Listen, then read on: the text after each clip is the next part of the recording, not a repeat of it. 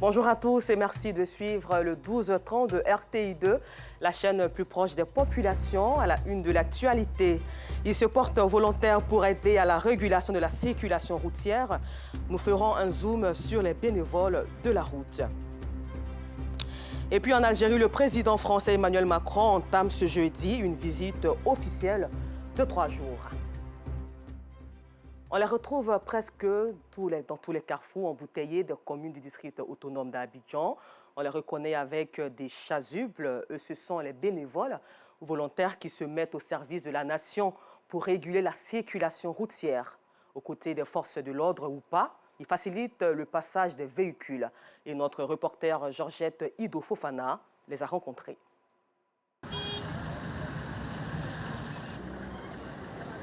Né pour servir. Si je ne le fais pas, qui le fera? C'est ma contribution. C'est le slogan inscrit sur la chasuble de Nestor, bénévole régulant la circulation.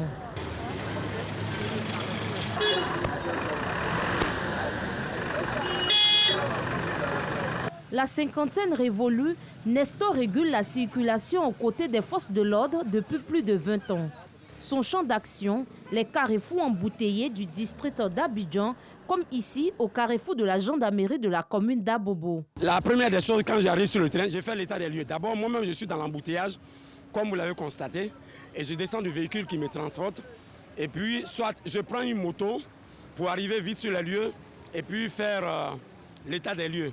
Donc, quand je vois le dispositif, en fonction du dispositif que j'ai trouvé en place, j'interviens. Je suis comme un coordonnateur.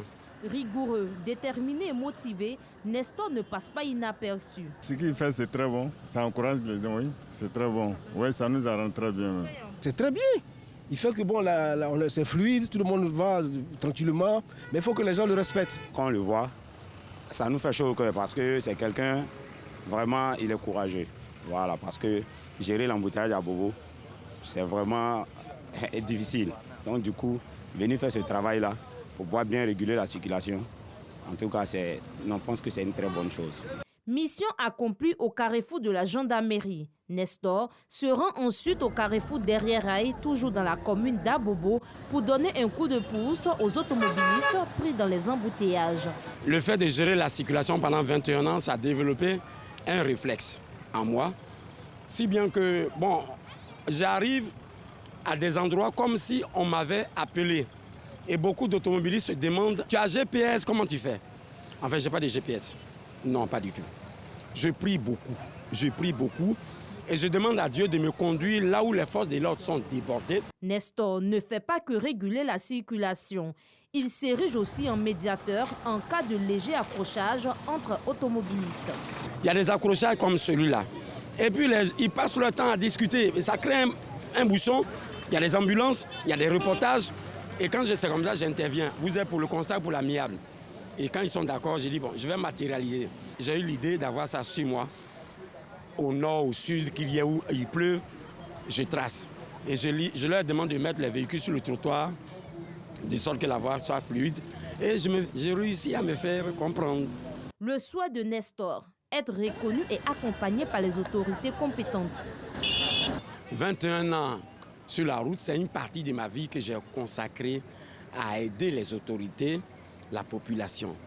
Il faut que chacun apporte sa contribution. Si je n'apporte pas un appui aux autorités, un appui volontaire, qui va le faire à ma place? Comme Nestor, Aristide, connu sous le pseudonyme de Beno, fait du bénévolat au carrefour du CHU de la commune de Yopougon. Il régule au quotidien la circulation routière. Un jour, j'ai décidé, j'ai acheté un sifflet, je suis monté, j'ai essayé de régler la circulation et je voyais que ça allait. Tous mes amis aussi ont vu, ils m'ont suivi et de là, tout est parti. Quand je fais avec le cœur, je ne demande pas d'argent. Voilà. Seulement quand ils sont convaincus, ils sont contents, ils me font de plaisir, ils me font une petite gentillesse. C'est ça que je vis en fait. Déjà, ce qu'on fait, c'est bon. Même si on a eu au moins un encadrement, vraiment, ça nous fait plaisir. Son geste est bien apprécié par les automobilistes et son entourage. Il réduit un peu les embouteillages et puis les gens le comprennent. Regarde si c'est bien, on l'encourage aussi souvent, on lui donne un petit jeton pour boire l'eau. Quand l'embouteillage gère le problème tranquille, en tout cas, il est à récompenser. Il y a longtemps, il est là. Il sort, il vient chaque jour que Dieu fait, il vient, sauf les dimanches. Il vient très tôt le matin à partir de 5 heures, il quitte son domicile et puis il vient ici. Voilà, donc vraiment ce que nous pouvons dire, c'est que l'État pense à ces gens de personnes-là, voilà, qui les viennent en aide parce que ce n'est pas facile. Laisser sa famille et venir travailler comme il le fait là, vraiment c'est quelqu'un qui a félicité, c'est quelqu'un qui a encouragé. Nestor et Beno, 2 citoyens modèles, à l'image de beaucoup d'autres qui font passer les intérêts des autres avant leur propre intérêt. Un don de soi qui devrait inspirer plus d'un. Merci bien à vous, messieurs les bénévoles. Mauvais stationnement, chauffeurs indisciplinés, commerçants occupants, anarchiquement les voies, ambiance surchauffée, gares routières désorganisées sont les éléments qui caractérisent malheureusement les carrefours Liberté et Renault dans la commune d'Adjamé. Et Joël Gossier nous donne ici les véritables raisons de ce désordre récurrent. Carrefour Renault, commune d'Adjamé. Ici, le désordre règne en maître. Les chauffeurs de minicar, communément appelés Gbaka, réputés pour leur indiscipline au volant, en font à leur guise. Trop pressés, ces chauffeurs font des dépassements et sortent de leur voie sans crier gare, ce qui gêne la circulation et met à mal la sécurité routière dans cette commune qui abrite la plus importante gare routière du pays. Tenez, sous nos yeux, un accrochage entre 2 minicars. L'un des chauffeurs prend la fuite. Il devait garer pour qu'on puisse arranger, mais il allait tout droit. Puisque j'étais dans le véhicule, je ne pouvais pas descendre tout d'un coup. Le 2 heures qui s'est passé tout à l'heure, bon, c'est la voiture qui devait... L'autre l'a coincé, voilà, l'autre aussi était là, donc il ne sait pas comment faire, l'autre devait aller derrière. C'est là maintenant son ami est venu. À ce carrefour, en absence de force de l'ordre, les apprentis des minicars jouent le rôle d'agents de la circulation, mais ne s'improvisent pas policiers qui veut. Mais c'est un balancé. Non loin de là, nous assistons à l'imprudence de cet autre chauffeur réparant son minicar en bordure de route. Comme on a mis le pneu là, ça protège la route là. S'il y a un véhicule qui vient ici, c'est qu'il y a quelqu'un qui travaille. Parce qu'il y a un pneu secours déjà qui est là, ça signale déjà. Voilà. Mais si le conducteur qui vient n'a pas vu? Non, forcément, il va voir. Cette scène d'incivisme attire aussi notre attention. Cet homme qui jette des ordures sur ce tas d'immondices qui réduit considérablement la voie. Sur la voie menant au carrefour Liberté, les minicars, communément appelés Gbaka, continuent leur manège sur la chaussée. Une situation que ce syndicaliste essaie de résoudre. Là, on ne s'amuse pas. Tu chailles, chap, tu bouges, l'autre rentre. C'est rao quoi, tu vois, non? Souvent, ils garent mal, mais on se plaint. Nous-mêmes, là, on fait tout pour qu'ils puissent bien garer. Mais souvent, là, c'est les récalcitrants. Sur l'axe Adjamé-Liberté-Renault, les chauffeurs de minicar font fi du code de la route. Ils marquent des arrêts en pleine chaussée pour prendre des clients.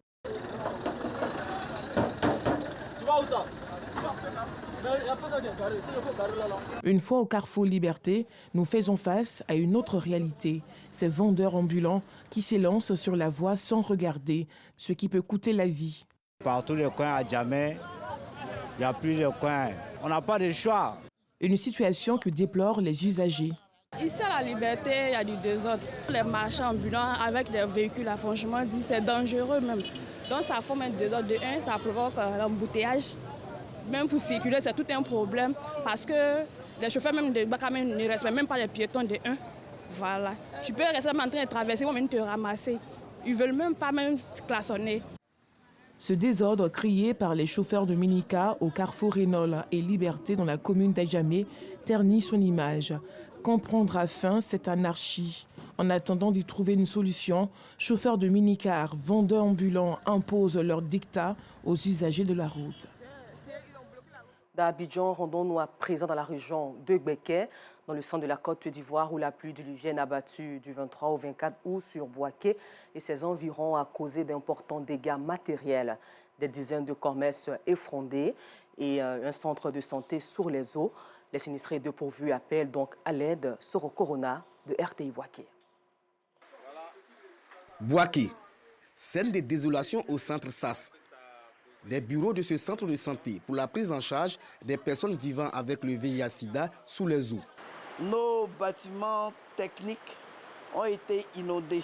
Nous avons dû enlever tous nos dossiers, sinon on les aurait tous perdus. On en a perdu quelques-uns. Alors nous interpellons les autorités de la ville pour qu'ils viennent voir ce qui se passe. Sinon, ça va être catastrophique à l'avenir. Au quartier Broukoulo-Banko, le magasin de Grâce Koulibaly, comme plusieurs autres commerces, se sont écroulés. Ne sachant pas quoi faire, les sinistrés s'en remettent à Dieu. Je suis venu constater les faits, les dégâts.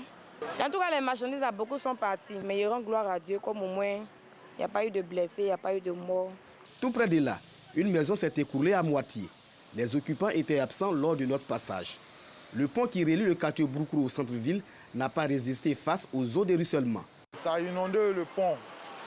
Quand le pont est inondé maintenant, l'eau a pris tout le terrain. Ça a fait beaucoup de dégâts, quoi. Depuis la matinée du 22 août, plusieurs rues de la commune de Bouaké sont sous les eaux. La circulation est quasiment impossible à certains endroits. Au niveau des rails du quartier Koko, la route est complètement envahie par les eaux. Il faut s'armer de courage pour tenter la traversée. C'est le lieu d'interpeller les populations d'éviter de réaliser dans les bas-fonds et sur le passage d'eau. En religion, Joyce Acré, chantre de l'église Mission Le Salut en Christ, a dédicacé officiellement son deuxième single dénommé Ma Reconnaissance. Et dans ce single, la chanteuse prône des messages de paix, de joie et de crainte de Dieu. Cette dédicace est tenue le 7 août dernier au siège de la dite communauté 6 à Koumassi. Clarisse Kognala et Clément Boko.